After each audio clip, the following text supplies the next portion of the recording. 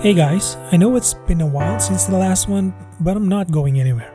It's just hard to get a hold of a unit during this time. Nonetheless, we finally have the most popular mid-range phone this year, the POCO X3 NFC.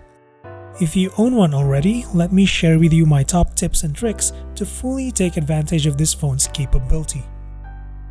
That said, let's start with the animations. I know that 120Hz on this phone is buttery smooth, but if you want to make transitions between operations a bit faster, you can remove the animations without having to go into developer settings. To do this, go to Settings, scroll down until you see Additional Settings, choose Accessibility, and toggle on Remove Animations.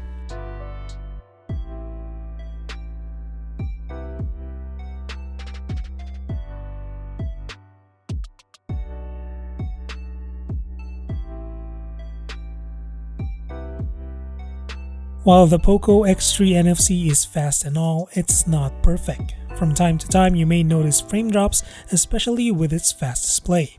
If for some reason the frame drop is unbearable, all you need to do is to restart the device. Obviously, it's a pain to do this if you encounter frame drops every single time. That's why for my third tip, I suggest scheduling a daily restart. You can do this by going to Settings, Battery and Performance, and schedule power on off. You have to toggle on both power on time and power off time and have it set to repeat every day at your designated time.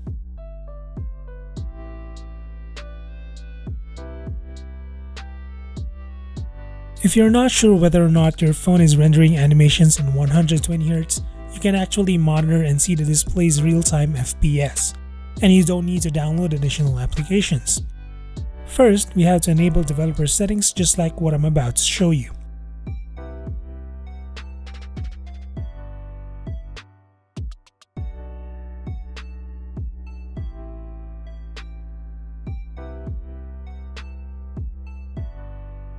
After that, go to Additional Settings and open Developer Options. Scroll all the way down until you see Power Monitor.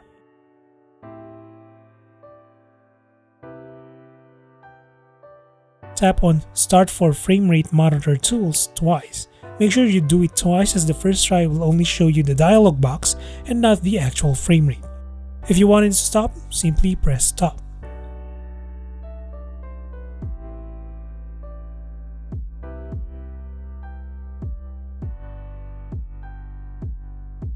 POCO X3 NFC may be using a 120Hz screen, but the company made its display with variable technology to keep the refresh rate lower when not needed.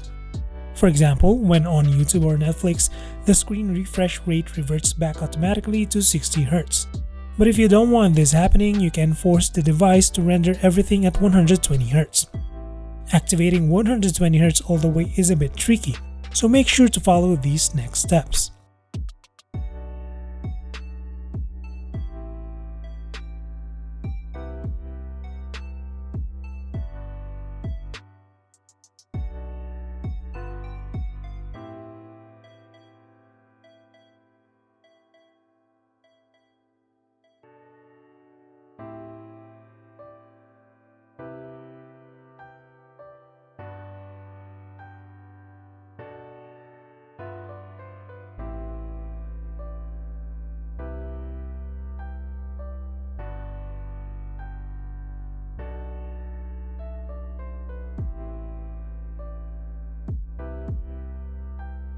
Your battery may take a hit since the screen is refreshing 120 times per second, but during my usage I didn't notice a big hit. It's almost non-existent, to be honest. But then again, your mileage may vary.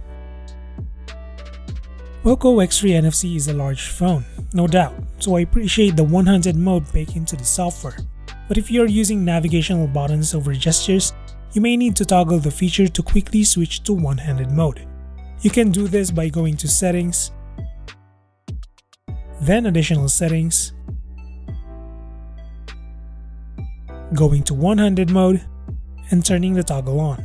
You can also choose your desired window size, which I think 4.5 inches is the best out of the three.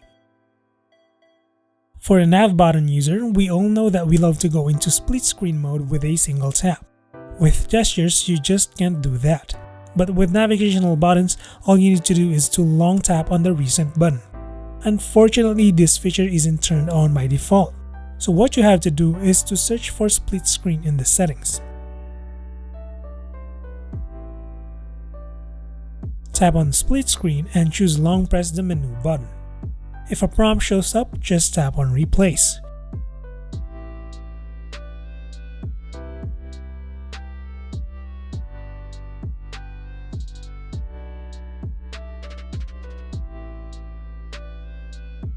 What's more interesting is that you can set a few more button shortcuts just like the split screen.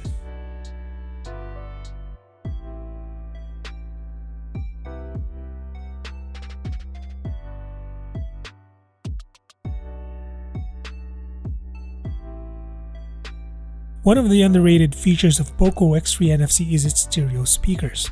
Thanks to that, the audio quality is louder, clearer, and just better than your average smartphone.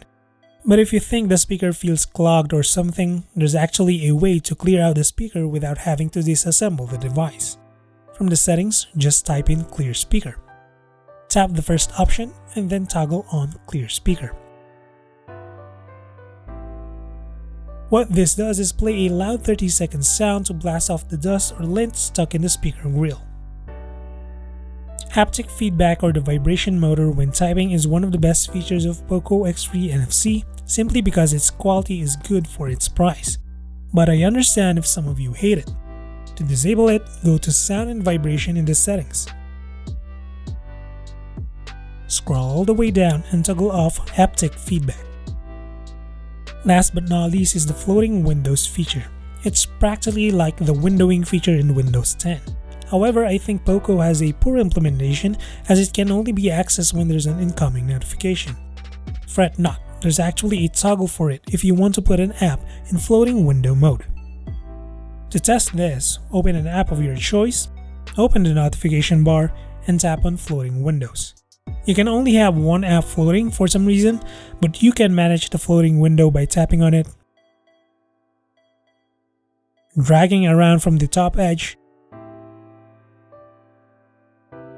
minimizing the window by pushing it to the edge of the screen, or pulling down from the bottom tray to go back to regular window size.